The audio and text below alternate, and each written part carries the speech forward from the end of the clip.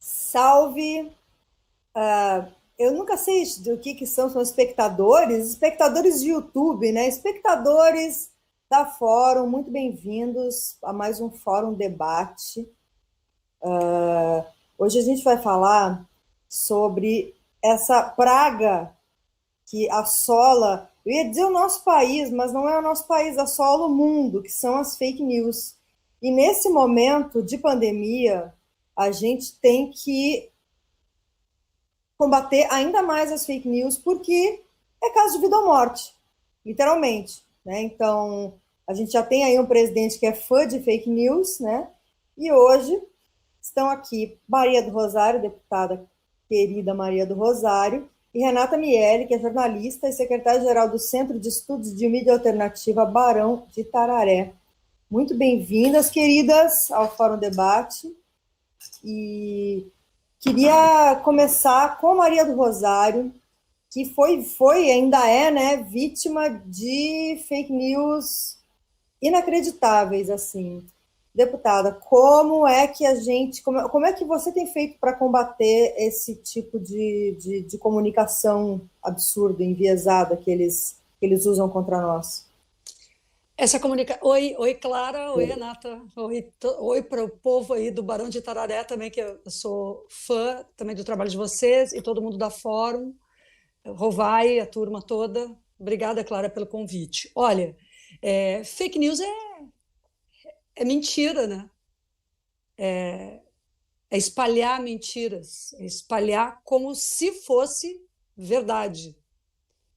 E essas telas, assim, onde a gente está dentro, desde a TV, desde que as pessoas só viam a novela e o jornal e não sei o quê, elas veem essas telas como lugar onde se diz a verdade.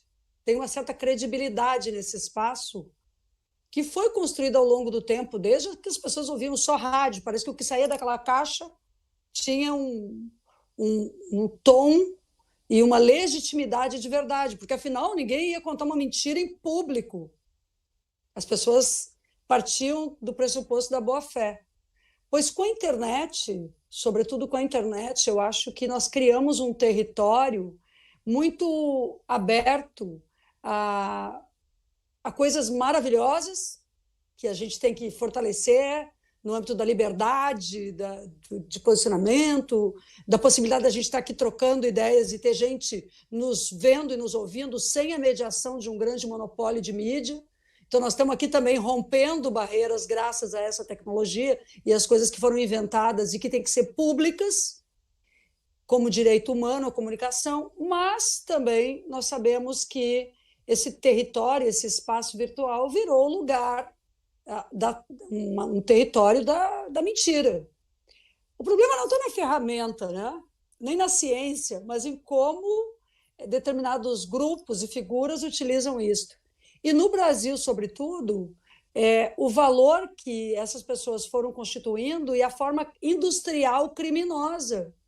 Porque é como a guerra foi uma estrutura industrial de extermínio, de morte. Quando o Estado se envolve e monta uma estrutura de morte, ele destrói grupos populacionais inteiros, ele pratica coisas absurdas.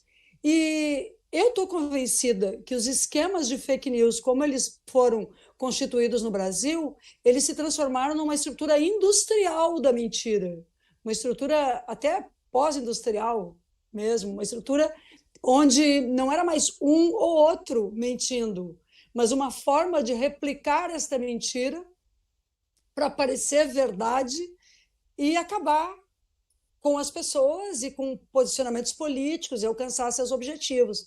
E nisso está a criação de figuras como Bolsonaro, seus familiares, essa gente toda que, na verdade, vive da mentira.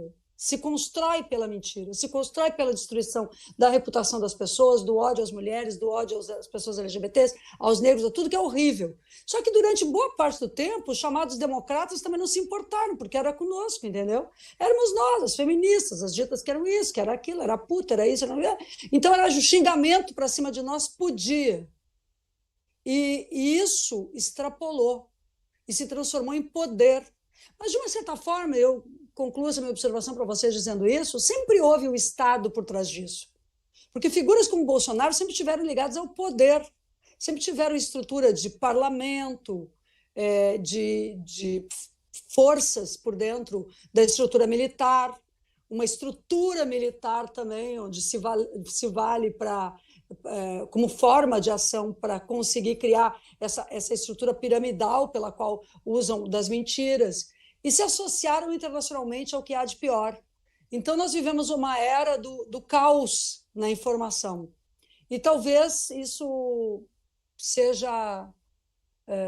talvez o relevante disso seja a gente estar acordando e ver, não era só com elas, né?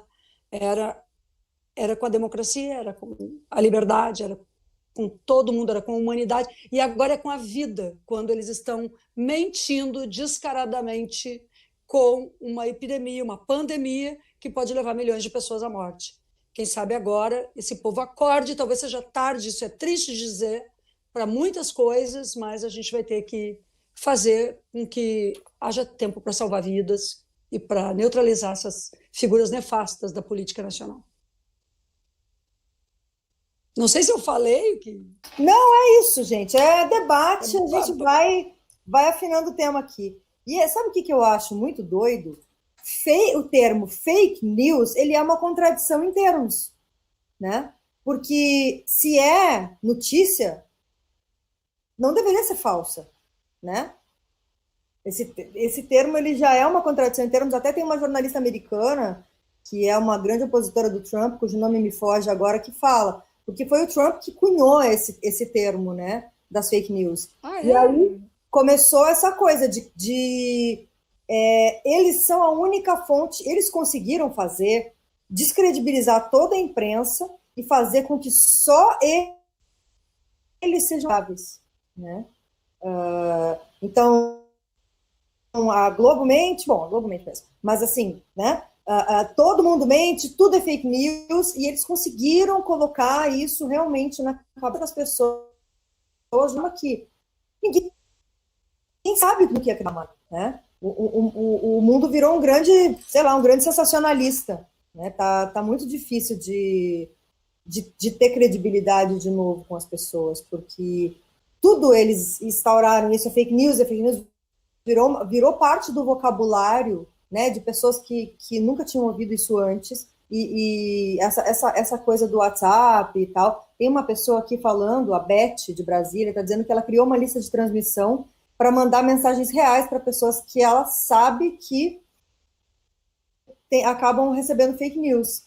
Então, eu acho que, no fim das contas, quando a imprensa acaba perdendo a credibilidade por causa desse tipo de coisa, as pessoas acabam pegando essa responsabilidade de passar para quem elas sabem que está mal informado a informação correta.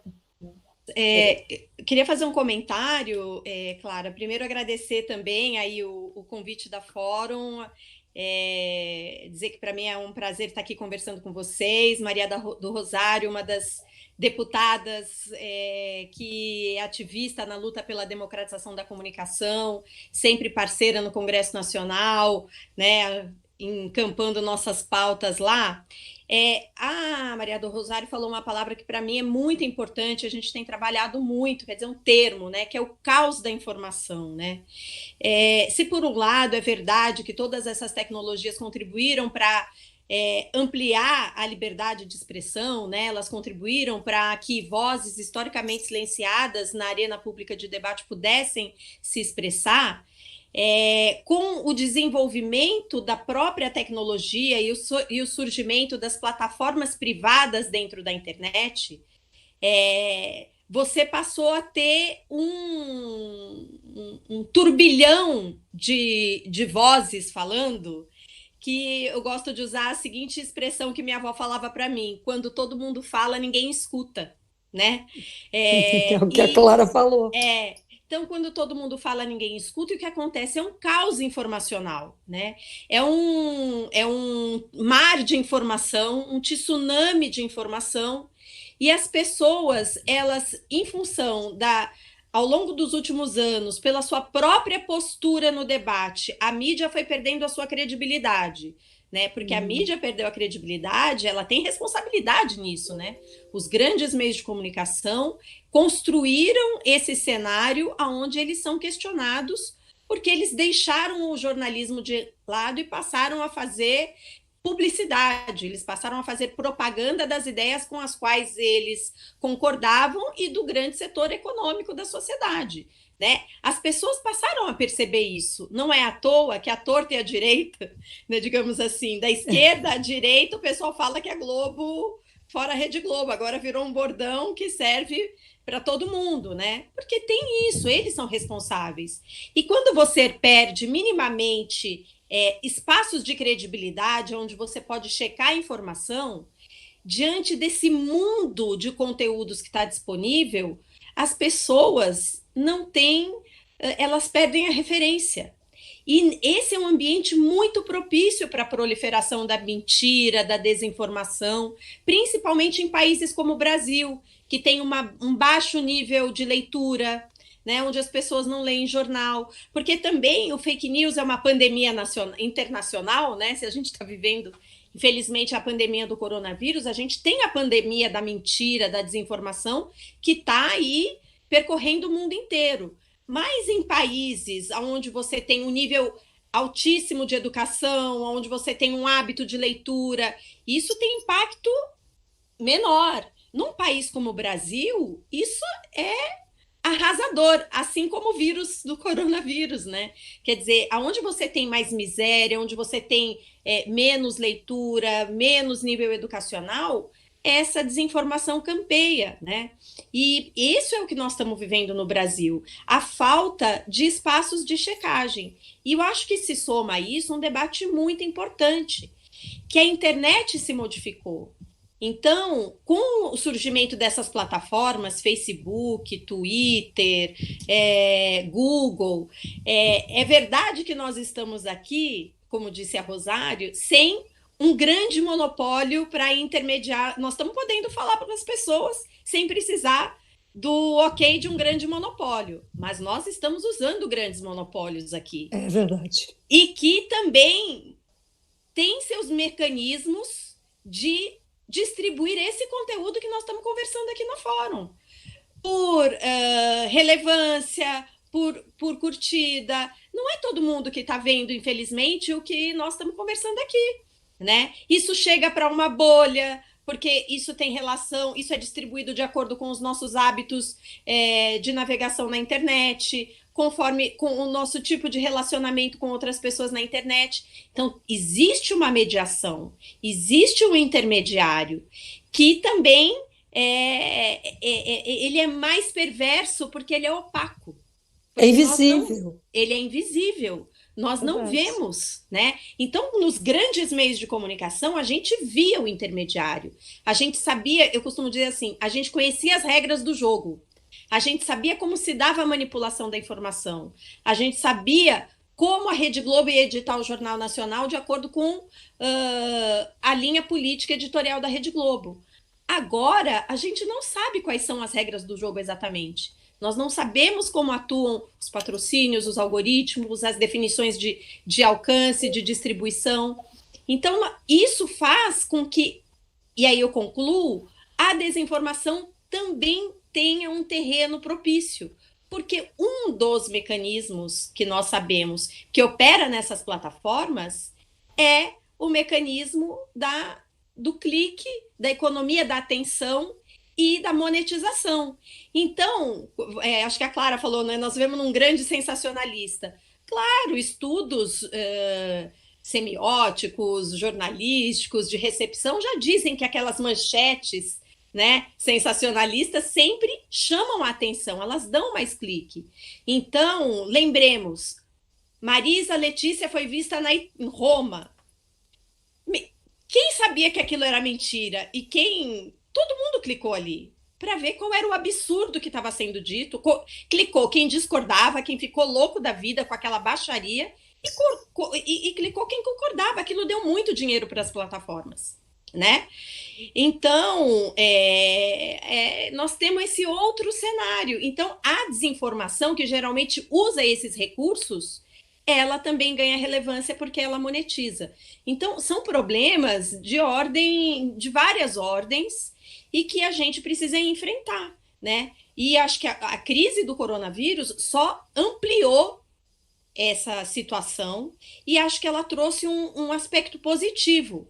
Porque se antes as pessoas não estavam tão cientes desse processo de moderação das plataformas, em função da decisão que elas tomaram de passar a retirar conteúdos do ar, como no caso dos posts do Bolsonaro ou de outros posts, as pessoas passaram a perceber que, opa, então tem uma política, eles fazem, mas como que eles fazem?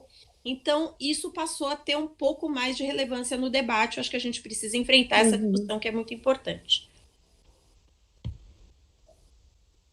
O Twitter eles assumiram esse compromisso de não deixar notícias falsas se espalharem. Tem alguns meses que eles soltaram um comunicado e fizeram esse compromisso. Já o Facebook é o contrário.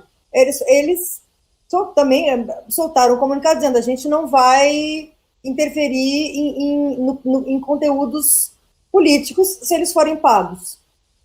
Basicamente é isso. Então, assim, não nos importamos de propagar mentiras desde que isso gere dinheiro, né?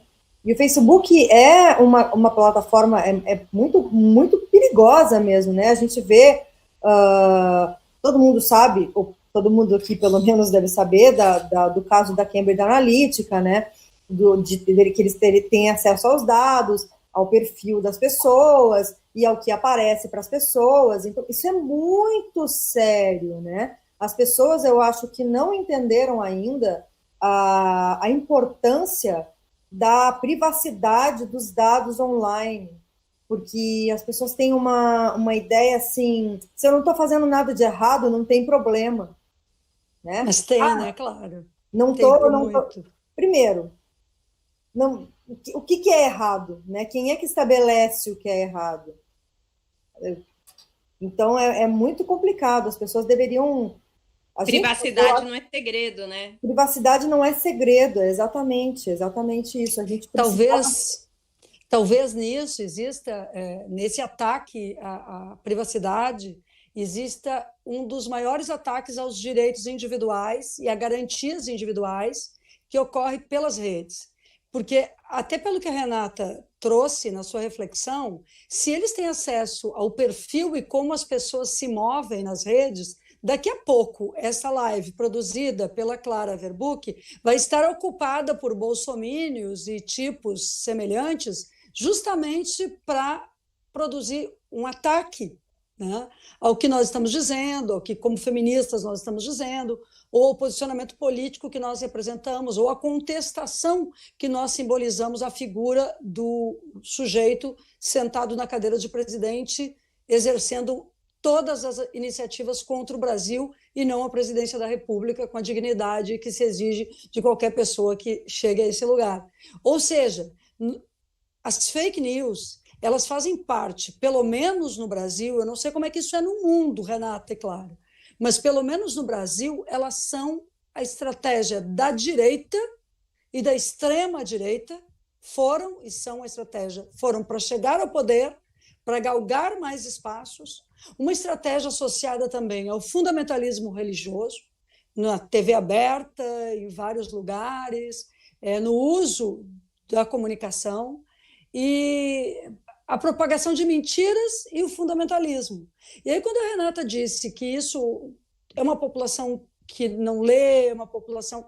eu fico pensando, uma parte da sociedade entra na mentira porque está sendo incentivada a isso todo o tempo, porque é tão repetida a mentira que ela acaba acreditando que é verdade. E é uma parte que não tem informações para checar, não tem canais de checagem ou não tem tempo, porque é difícil, mesmo com o aparelho de celular na mão, é difícil tu ter acesso a um pacote de dados que te dê a possibilidade de checar aquilo que tu recebeu no teu grupo de WhatsApp quando tu está dentro do ônibus lotado ou de um trem voltando para casa ou isso ou aquilo. Todo mundo acessa tudo ao mesmo tempo, mas ao mesmo tempo as pessoas têm que selecionar o que tem, porque também a internet não é livre, né? O acesso às redes não é livre, as pessoas pagam um pacote de dados, então também não é democrático isso. Agora, por outro lado, eu vejo gente muito, digamos assim, muito esperta, tida como culta, como letrada, escolarizada, que embarca nessas mentiras, né? Eu tenho, por exemplo, eu tenho um exemplo disso, não sei se eu digo agora, enfim, mas para mim uma das coisas mais chocantes foi um padre na apresentação de uma missa numa TV católica em Minas, e esse padre ele apresentou como se eu fosse autora na TV, como se eu fosse autora, e não é, né? Eu não sou, é um absurdo isso, autora de um projeto de lei sobre casamento de pessoas com animais. E aí ele lançou isto nas igrejas, ele fez com que isso andasse em tudo que é canto.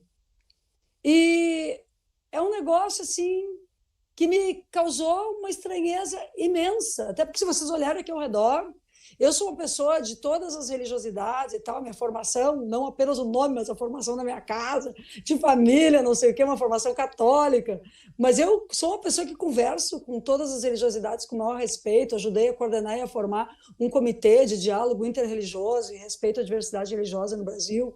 Então, eu sou uma pessoa que gosta dessa coisa da transcendência, tenho o maior respeito e acho inadmissível que tenha sido usado um espaço desse para uma coisa que jogou muitos católicos e cristãos, não sei o quê.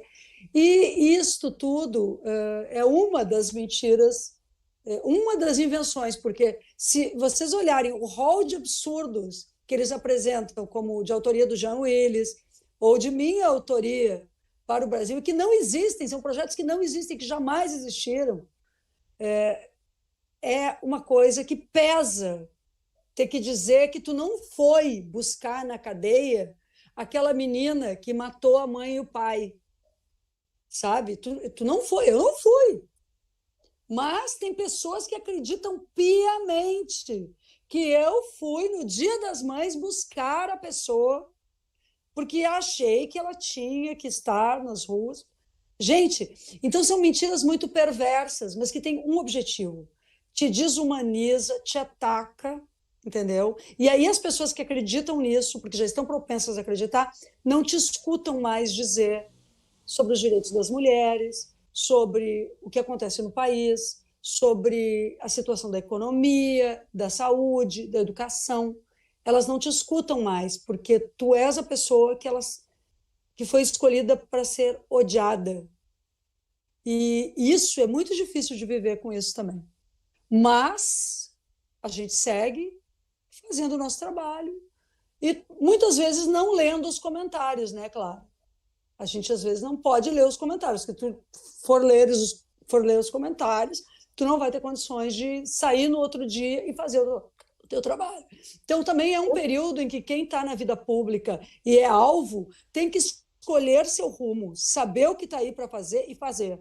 Você tem que fazer o que veio fazer, que é lutar pelo que acredita, defender as coisas que acredita, mesmo que estejam te atacando aqui do lado de uma forma vil e covarde e absurda. A sua tarefa é sobreviver a isso mentalmente, psiquicamente, e sobreviver a isso fisicamente, porque pode ser que algum maluco incentivado pela liberação de armas, achando que você defende bandidos, venha, né, com agressões de outro tipo, como nós sabemos, não só malucos, mas coisas produzidas, como aconteceu no Brasil recentemente. Então, esse é o cenário que a gente vive quando eles produzem e encarnam o ódio contra as pessoas. Não sou eu, né? Tem muitas pessoas no Brasil que eles tiraram assim, eu não vou nem dizer para Cristo, eles tiraram para o Judas da Sexta-feira Santa, para bater e desumanizar. Mas, de toda forma, o Judas era lá o traidor, enfim, não vou entrar nisso, eu acho que... mas é difícil realmente enfrentar isso e seguir em frente, mas a gente segue. Não, Né? eu te admiro muito por isso, eu agradeço que, né, não tenha se retirado, porque os ataques realmente contra a deputada Maria do Rosário são surreais, surreais. O grau das fake news, elas são tão absurdas, por isso que eu falei que também a gente vive num grande sensacionalista. São coisas tão absurdas. Gente, existiu, as pessoas acreditavam na mamadeira de piroca, gente. Sabe? Então, assim, passou do absurdo já. E isso, eu acredito que seja uma estratégia deles também para nos obrigar a ficar nos explicando, né? Ficar se explicando, tem que ficar se explicando.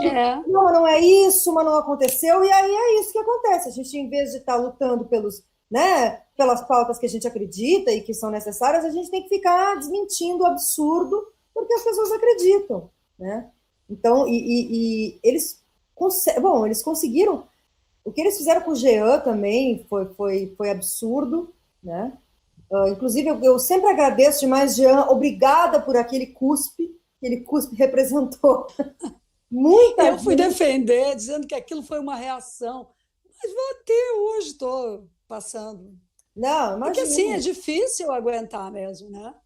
Mas, de toda forma, o que eu queria dizer é que eu não acredito nessa coisa assim, ó, é a direita e a esquerda. Não, não é igual, entendeu? Porque quem é de esquerda não toma essa atitude. Tem princípios, tem que carregar princípios consigo. Eu não sou uma mulher de esquerda porque acho que cabe qualquer coisa em ser de esquerda. Não, cabem princípios filosóficos sobre o mundo. E por isso, eu vejo que não é a mesma coisa. Não foi o Haddad que inventou isso ou aquilo. Foi lá na campanha do Bolsonaro, né, que inventaram a tal da mamadeira de piroca e todo o resto mais. Foi lá da campanha do Bolsonaro que atacaram a Manuela Dávila da forma com que ela foi atacada, por ser mulher, que atacaram a Manuela com a sua filha pequena. É de lá que surge. Então, tem um gabinete do ódio no Estado brasileiro que funciona em uma sala do Palácio do Planalto, que utiliza os computadores do Senado Federal ou da Câmara dos Deputados, e está na hora também dessas instituições darem um basta nisso. Até porque não são só essas figuras da família Bolsonaro. Eles elegeram uma bancada imensa. A tal da mamadeira, esse e aquilo, serviu para eleger um monte de gente que só fez da política transformar a política em um lugar pior, um lugar do ódio. Tem que ter espaço para todo mundo na representação, desde que essa representação seja fruto de um processo democrático adequado. O processo pelo qual o Haddad acabou não sendo eleito e o Bolsonaro foi eleito é um processo viciado. Nós não trabalhamos isso em termos de colocar dúvidas sobre o resultado eleitoral, porque não se tratava do resultado eleitoral, se tratava do processo que não foi livre. E eu acho que a gente... muito. Não, eu acho que tem método em tudo que eles fazem, né? Não é só estratégia, e tem método. Porque a gente não pode se enganar e achar que esse tipo de conteúdo é feito espontaneamente pela pessoa lá que achou que tinha mamadeira de piroca. Isso tem uma construção narrativa e simbólica em torno disso. Tem pessoas pensando, né, sobre que tipo de narrativa você constrói para atingir determinados objetivos. E óbvio que nós não usamos os mesmos recursos, e é impossível, né?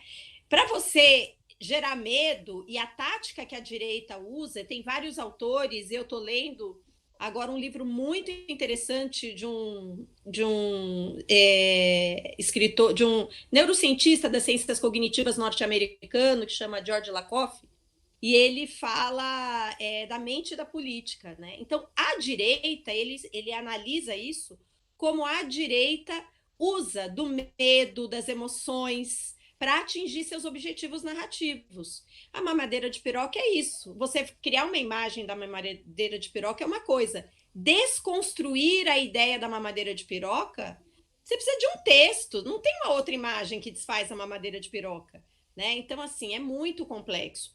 Agora, eu acho que o mais complexo, assim, a gente até hoje consegue, assim, identificar o fenômeno, mas o que ainda nós estamos longe de ter uma resposta melhor é como combater o fenômeno, né?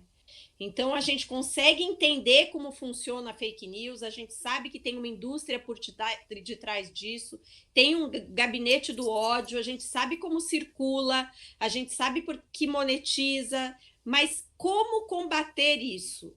Eu acho que essa é a pergunta que ainda não conseguiu ter respostas mais eficazes, né, para a gente enfrentar esse fenômeno tão danoso à democracia, né, à vida das pessoas, agora com o caso do coronavírus. Mas antes do coronavírus, a questão, por exemplo, do movimento anti-vacina, né? O movimento anti-vacina é tão nocivo e se baseia em fake news tanto quanto muitas coisas que estão rolando do coronavírus, né? Então, acho que esse é o grande dilema que a gente precisava refletir melhor, né? Como combater isso? As plataformas é que serão as responsáveis para mediar o que é verdade ou o que é mentira? Eu sou daquelas que acha que é errado dar esse poder para as plataformas. Acho muito importante e saudável que as plataformas, o Facebook, o Google, o Twitter, tenham se reunido e tentado buscar mecanismos para reduzir o alcance da desinformação em torno do coronavírus, mas algumas medidas que eles estão adotando são muito complicadas, né? Porque você tem que fazer uma reflexão mais abrangente sobre o problema, né? Vamos pegar a questão da retirada dos posts do Bolsonaro. Beleza, é uma desinformação, ele estava colocando em risco a vida das pessoas. Bom, ele faz isso todos os dias, não foram só naqueles 3 posts, né? Agora, aquilo também é o seguinte, nós vamos eliminar e fazer com que as pessoas não tenham acesso a ver qual é a postura do Bolsonaro? Nós vamos negar essa informação? Ou vamos pegar aqui uma outra discussão, as pessoas que são contra ou a favor do isolamento. Hoje a OMS, as autoridades de saúde no mundo inteiro estão dizendo que o isolamento é importante e uma medida eficaz para reduzir a circulação do vírus. Mas tem dezenas de outras pessoas, inclusive cientistas, que relativizam a questão do isolamento. Uma das questões que o Twitter elencou como sua política de moderação em tempos de coronavírus era exatamente privilegiar as postagens sobre isolamento e reduzir o alcance ou até retirar aquelas contra o isolamento. Isso é correto? Porque é muito complexo, tem um debate na sociedade sendo feito, né? Você também não pode negar, inclusive para as pessoas, depois isso pode ter consequências futuras. Eu tenho que ter o direito de saber quem foram as pessoas que postaram contra o isolamento, porque eu posso me balizar a partir disso para me posicionar na eleição municipal agora. E se eles retirarem esses conteúdos, como que eu vou ter acesso a isso? Não é saudável esse debate público? Cabe às plataformas dizer o que é verdade ou mentira, mesmo nesse caso? É claro, tem coisas que são flagrantemente mentiras, mas tem coisas que são opinião. Que verdade não é uma coisa absoluta, você tem verdades factuais. Agora você também tem opinião, você não pode começar a reduzir a circulação de opinião na sociedade por critérios que, por mais que a gente... são subjetivos em alguns momentos. Então, assim, eu acho que a gente precisa refletir mais, porque também a gente está nesse fla-flu da política e a gente tende a sempre comemorar quando alguma coisa contra a nossa opinião sai e a gente comemora. Então, assim, a gente tem que refletir quais as consequências que isso pode ter depois. Se eles continuarem adotando esse tipo de postura... é correto, por pior... Gente, eu aqui, não preciso nem dizer para ninguém aqui que está me vendo que eu não concordo em nada. Eu tenho um ódio do Bolsonaro por tudo que ele está fazendo, certo? Agora, uma plataforma privada pode retirar, sem ordem judicial, sem qualquer tipo de mediação, um post do presidente da República de um país, por pior que esse presidente seja? Cara, eu acho que nesse caso... Eles podem tirar o da Rosário, podem tirar o da Maria do Rosário. Eu sei, abre um precedente, de fato, abre um precedente. Mas eu acho também que... E aí eu quero puxar o que aconteceu com a Gabriela Prioli, no programa lá da CNN que ela estava CNN. falando com aquele cara que chorou no caminhão cantando para o Moro, Roberto Carlos, totalmente despreparado, ele é patético, totalmente despreparado. E o que aconteceu ali? O Gotino, que era o mediador, que não sabe o que significa ser mediador, claramente, né? Não entendeu, ele igualou opinião, dados técnicos e parecer técnico com opinião. Então, eu acho que esse que é o problema que a gente está atravessando agora. As pessoas não sabem mais o que é. Ah, mas isso é opinião. A minha opinião é que não sei o quê. E tem coisas que não são opinião. Tem coisas que são... que vão contra, por exemplo, as recomendações da OMS. Então, não, né? Eu acho que esse debate... Mas acontece... Mas eu acho que agora, nesse momento, né, de calamidade pública, eu acho que precisa ser retirado, sim. Por exemplo... E aí, mas, Clara, mas só um comentário. Eu quero fazer um comentário. É diferente do Twitter. Não dá para comparar a CNN e mas, Twitter. Sabe o que a CNN tem uma... Eu estou comparando a ideia... Não dá para comparar. E colocar na mesma mesmo patamar. Gente, desculpa. Oi? Não, eu tô falando da ideia de colocar no mesmo patamar um parecer técnico e uma opinião.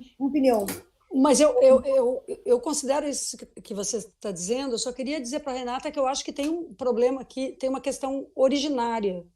Um presidente da República de um país deveria usar o seu Twitter, a sua conta pessoal, para suas opiniões.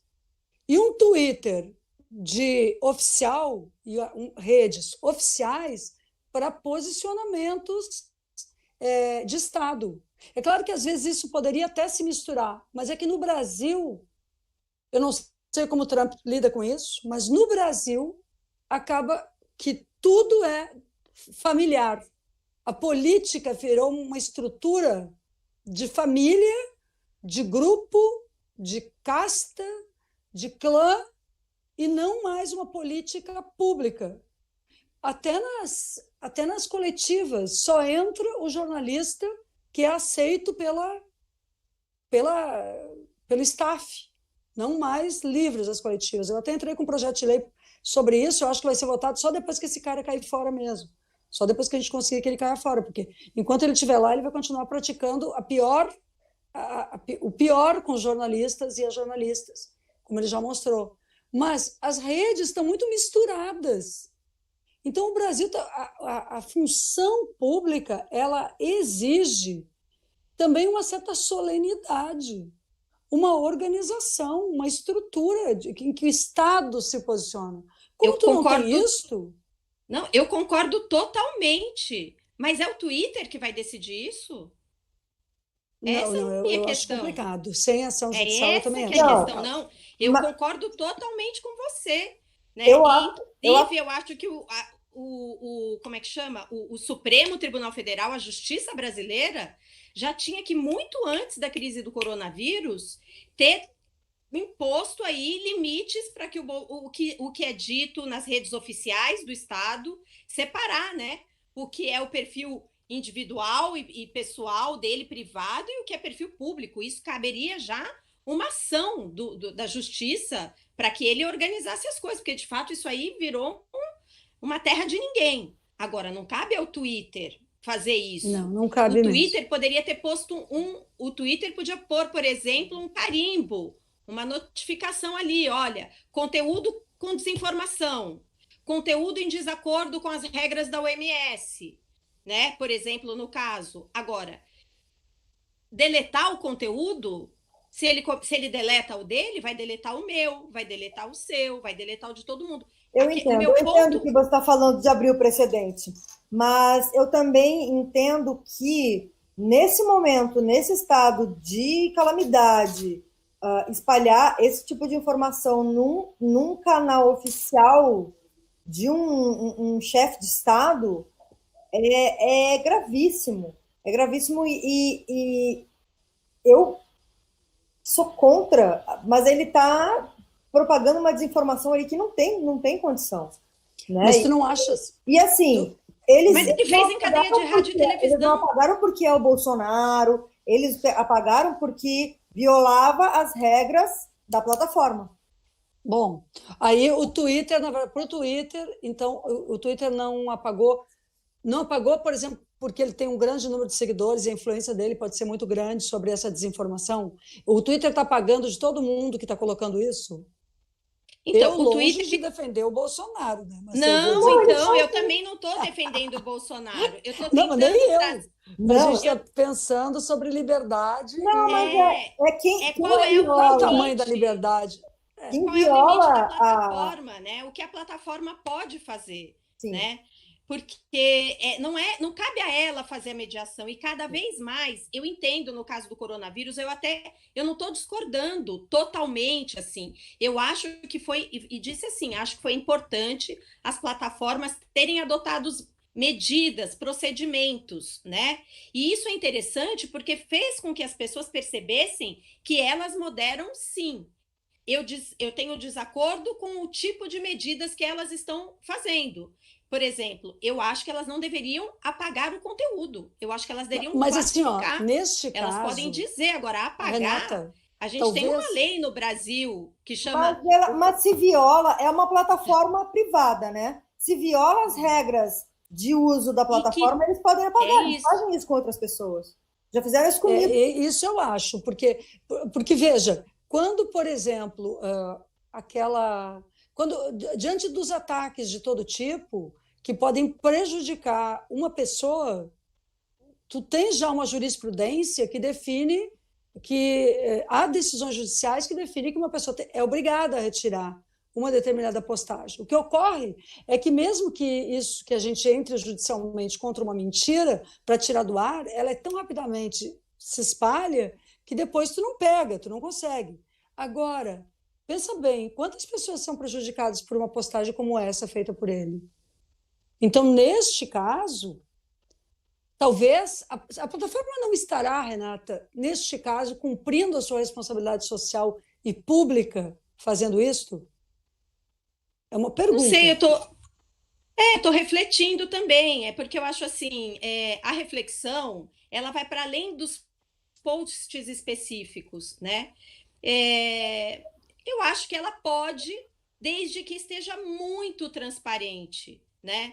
A questão é que a gente teve acesso à retirada do ar da conta do Bolsonaro, né? Da conta não, né? Do tweet do Bolsonaro, porque isso teve alcance, porque foi o Bolsonaro. Mas e se com base nessa mesma política eles começarem a retirar reiteradamente conteúdos? Por exemplo, lá tem um tema assim, conteúdos que discutam, apontem medicamentos como cura do Covid-19. Ok. Mas e a depender de como se está colocando no Twitter um debate em torno de um medicamento? Não há indicação. Então, os critérios, eles precisam ser mais explícitos, eles não podem ser subjetivos, entende? Eu acho que a gente precisa... E eles abrem um precedente gravíssimo. Vamos concordar. Então, no caso do Bolsonaro, ok. Bom, tirou 2 tweets, mas continua lá a conta dele, não suspendeu a conta. Sim, né? mas, Ele Renata, continua falando tudo que ele fala, viola tem os posts... as regras da plataforma. É por isso que eles tiraram, porque viola as regras da plataforma. É que está falhando, eu não estou ouvindo direito. Desculpa, vamos ver. Eles tiraram porque viola as regras da plataforma. Então, né? Só que nós, do movimento de luta que atua no campo dos direitos digitais, por exemplo, a Coalizão Direitos na Rede, nós não estamos de acordo que a lei máxima é o termo de uso da plataforma. Eu vou pegar um exemplo para você.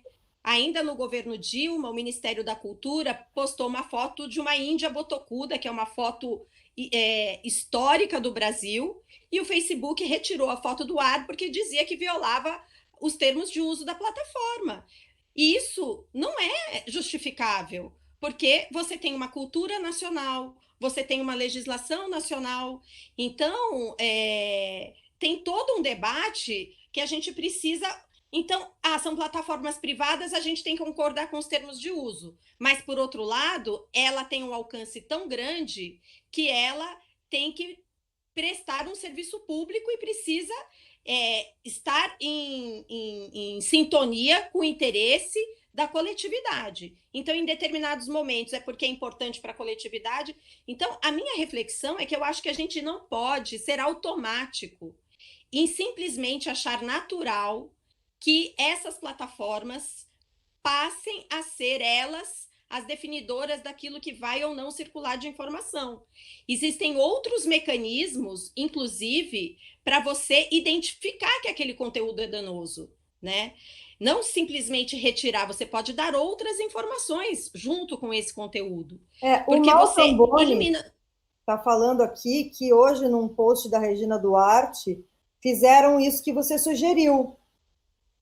Eu não sei como é que ficou, mas botaram um aviso no post do Instagram, isso, dizendo que ela estava espalhando fake news. Né? Agora, eu acho que isso é até mais pedagógico.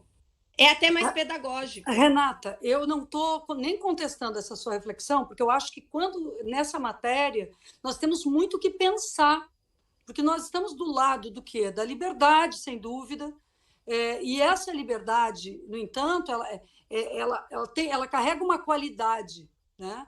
É a liberdade vinculada aos princípios até pelos quais o liberalismo se constituiu e constituiu a ideia de liberdade para a sociedade moderna, que é, enfim, o limite é a proteção do outro também. Então, eu não acho que a rede possa ser um lugar de ataque sem limite, mas nós temos que cuidar para não permitir que se criem regulações privadas que são censura privada. O Estado já foi censor no Brasil. Nós não queremos censura de Estado. Mas quantas vezes a censura é privada também? E as plataformas podem gerar censuras privadas que nós não devemos ser favoráveis. Agora, por outro lado, nós estamos pensando sobre isto.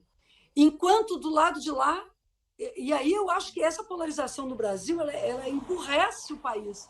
Mas ela está aí, eu não tenho como deixar de pensar que ela está aí, que ela está acontecendo todo o tempo e que as pessoas estão, enfim, mobilizadas a partir dela. Quem sabe a realidade que a gente está vivendo e as pessoas acordem também sobre o tipo de mentira que está sendo produzida em torno do coronavírus com isso, como, por exemplo, uma tarja no posicionamento da Regina Duarte. Agora, como é que um quadro de Estado age assim? É uma pergunta que nós temos que nos fazer, porque isso significa que está perto, não sei se está perto do fim deste governo, mas está perto do fim da picada, né? Está perto do fim de qualquer princípio ético, quando a gente vê pessoas deste tipo, com estas posturas, em postos chaves da República no Brasil e como eles agem. Isso deve fazer as pessoas refletirem. Como é que a gente... Opa, desligou, foi. Como é que a gente pode combater essas fake news se até a SECOM mente? Como que você, como parlamentar, e nós, Renata, como comunicadoras, podemos combater esse tipo de coisa? Porque a SECOM... Não, e é pior, né? Porque eles publicaram, o Brasil não pode parar, apagaram e negaram que tinham publicado e disseram que era fake news. Então, é uma deturpação completa. Gente... E gastaram dinheiro público. Então, assim, eu realmente fico pensando, o que a gente vai fazer? O que a gente pode fazer? Olha, Clara, a gente, no parlamento, vários parlamentares, homens, mulheres, lutam e tentam enfrentar, mas é muita coisa ao mesmo tempo para ser enfrentada. Essa é a questão. São muitas frentes de enfrentamento. Às vezes as pessoas dizem para a gente, vocês dispersam demais. Qualquer coisa que eles façam, vocês transformam e respondem. Vocês estão entrando na pauta deles, estão numa pauta reativa.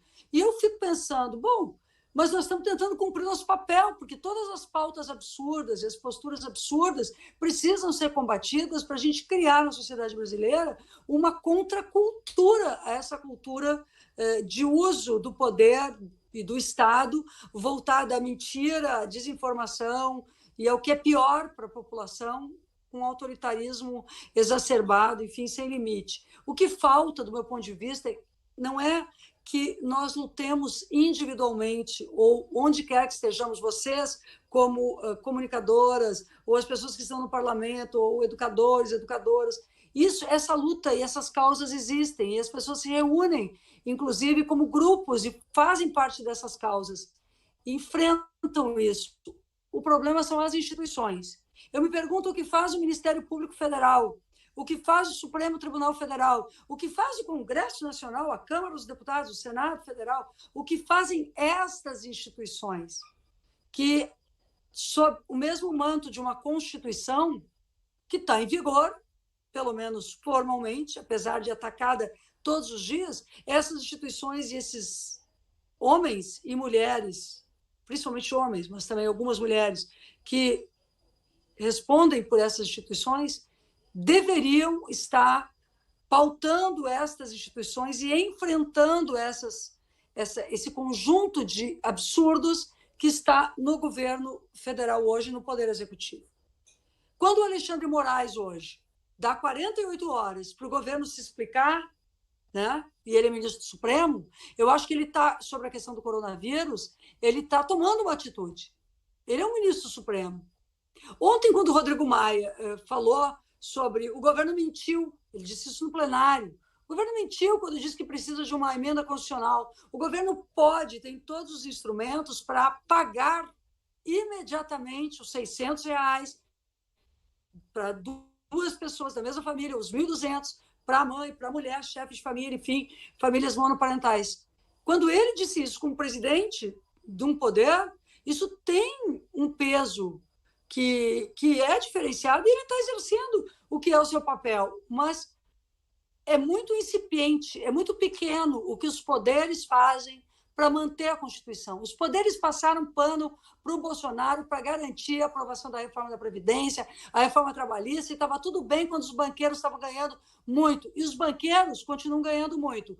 Veja, por exemplo, eles já receberam, foi anunciado pelo Guedes, ainda na semana passada, 1,2 trilhão anunciado para os bancos. Dinheiro que não necessariamente está vindo para a economia, porque os bancos ficam com isso e colocam com juros altíssimos também para as empresas, enfim, não financiam a liquidez de recursos no Brasil. Em compensação, o que é devido e que vai mover a economia, que são os tais R$600 na conta do pobre que não tem o que comer e por isso está indo para a rua para buscar o sustento, mesmo que devesse estar dentro de casa, isso não está liberado, isso não está regulamentado. O governo não fez nada para isso e fica criando dificuldades, dizendo que precisa de uma emenda constitucional, o que é rigorosamente uma mentira.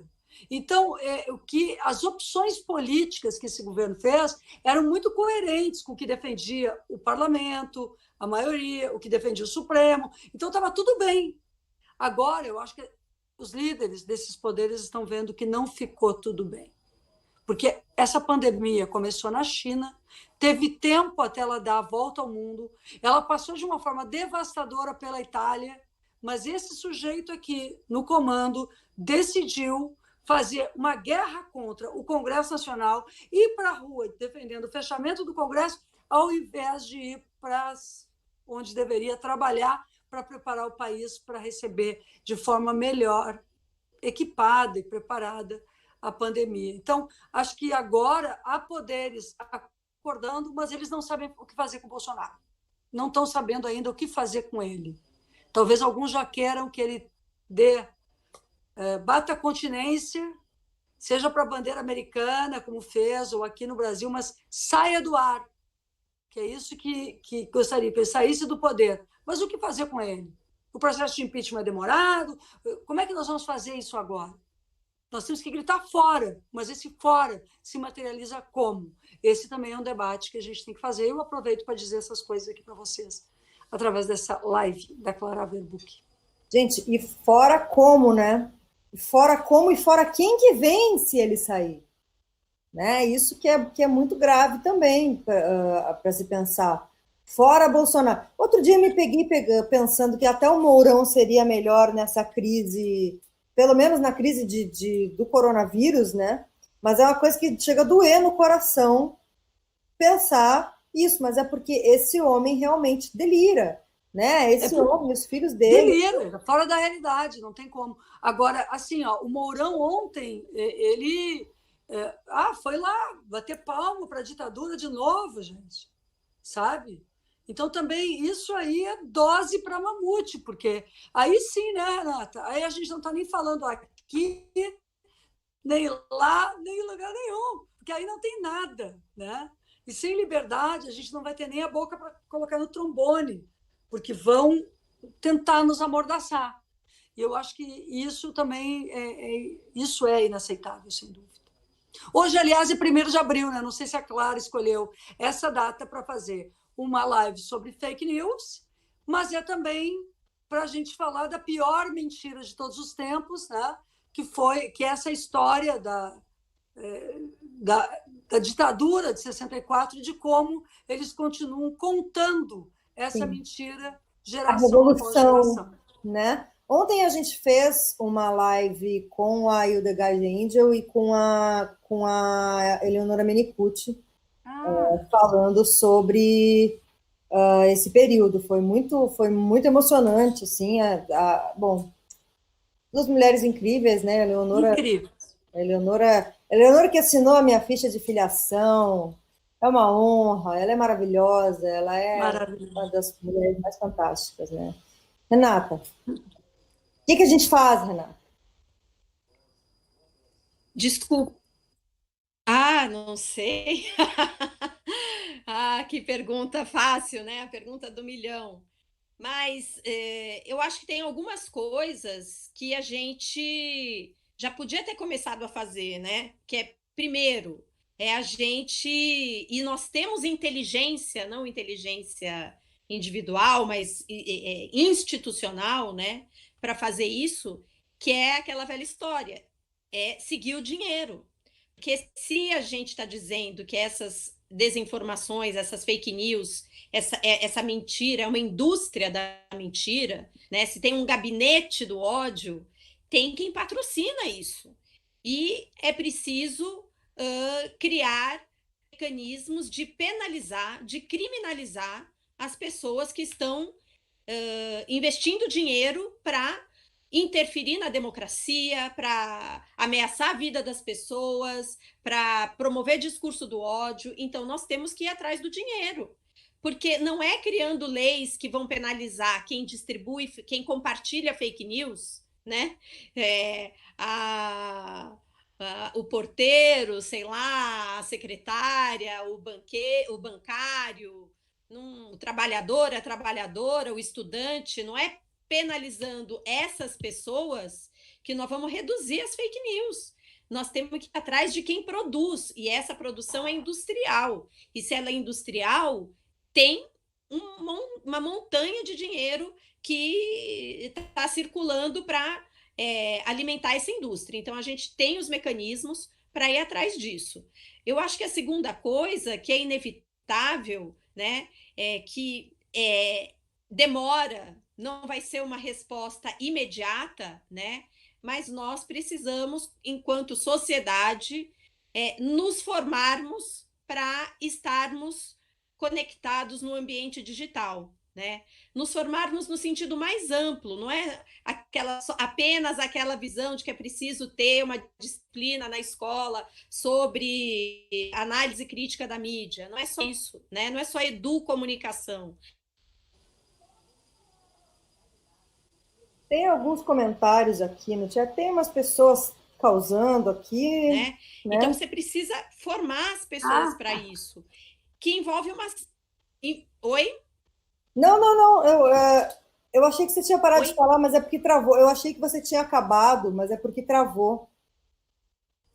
É que está travando mesmo, mas eu estou concluindo. Então, eu acho que tem essa coisa da formação para o estarmos na internet, que envolve o debate sobre por que é importante garantir a privacidade, a proteção de dados pessoais, pouco que a gente fala aqui, que privacidade não é segredo, como checar as informações. Então, precisa ter uma cultura nova de uso da internet. Isso é longo prazo, não é curto prazo. E acho que a outra coisa que é fundamental é a gente enfrentar uma discussão estruturada, que não é só no Brasil, mas que é internacional, sobre o papel dessas grandes plataformas privadas na moderação e na definição do que circula de informação na sociedade, né? Quando a gente diz que essas plataformas não podem moderar, ou, quer dizer, elas moderam, né? Mas não deveriam retirar, não deveriam ser elas o Ministério da Verdade, o árbitro da verdade, não deveriam ser elas isoladamente, mas é possível criar novos modelos, com participação social, com curadoria da sociedade de fato, com mais transparência, com critérios claros. Então, elas são plataformas privadas que hoje cumprem, tem um papel público, né? Então, você tem que envolver a sociedade no debate das políticas dessas plataformas, né? Você tem que exigir mais transparência, você tem que exigir a participação da sociedade na definição de como são feitas essas moderações. Tem que ter um escrutínio público, né? Tem que ter vários mecanismos que hoje não existem, porque elas fazem isso, não é nem autorregulação, né? Porque quando a gente fala em autorregulação, a gente fala de um setor. Então, o setor de publicidade tem a sua autorregulação, o setor bancário tem a autorregulação. No caso das plataformas, é uma self-regulation, né? Porque o Facebook se regula sozinho, o Twitter é mais atomizado ainda. Então, isso não pode ser assim. E esse é um debate internacional. Então, eu acho que essas são as 3 questões que a gente precisaria enfrentar, né? Ir atrás do dinheiro, formação para usar as redes sociais, para usar a internet, isso é urgente, e esse debate sobre o papel das plataformas, e acho que, por fim, fortalecer o jornalismo, fortalecer a mídia alternativa, fortalecer o jornalismo de qualidade, criar centros de referência com credibilidade. Então, isso tudo é fundamental e saudável de circulação de informação na sociedade. Isso aí é uma pauta, né, importante de democracia da comunicação. Sim, a gente vai construindo isso, porque realmente a gente está um pouco perdido, né? Temos aqui algumas pessoas no chat. Meninas, mulheres, esquerdas precisam agregar agora, nós sabemos, e radicalizar o discurso político depois. O que vocês acham disso? Olha, eu acho que a gente tem que ir fazendo um papel... A política é também pedagógica. Ela é um processo, mas há momentos que ela acumula e as coisas se transformam. Esses tempos a Erundina me disse isso, e ela de uma sabedoria incrível. Eu estava meio assim, sabe, as coisas... o país está com muitas dificuldades, a gente não está conseguindo sair dessas dificuldades. E a Erundina me disse assim, Maria, as coisas rapidamente se transformam às vezes. Às vezes demora muito, mas há momentos que se transformam. E na outra semana nós tínhamos uma nova situação de articulação, de organização, de resistência ao caso. Eu agradeci muito a Erundina ter me dito aquilo, e por isso eu repito aqui para vocês. A gente tem que beber da sabedoria também das pessoas, que é uma bênção que elas estejam aqui com a gente para nos dizer desse jeito, né? E eu digo para vocês que, para a pessoa que falou isso, não se trata de etapas só. Agora vocês fazem isso, depois vocês fazem aquilo. Mas de como nós podemos lidar com esse conjunto de questões que são necessárias.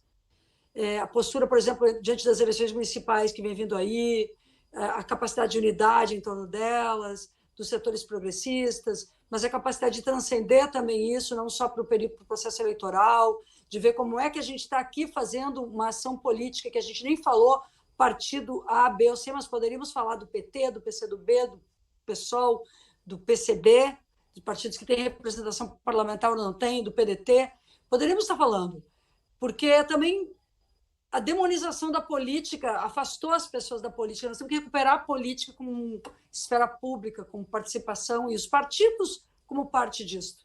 né? Sabe que os ONGueiros, as ONGs, têm o maior valor para tudo, mas eu acho que tem seu papel, é importantíssimo, mas quem faz transformações políticas são os partidos também, né? E quem fez de isso foi a dentro mídia, deles, né, opressão. Maria do Rosário?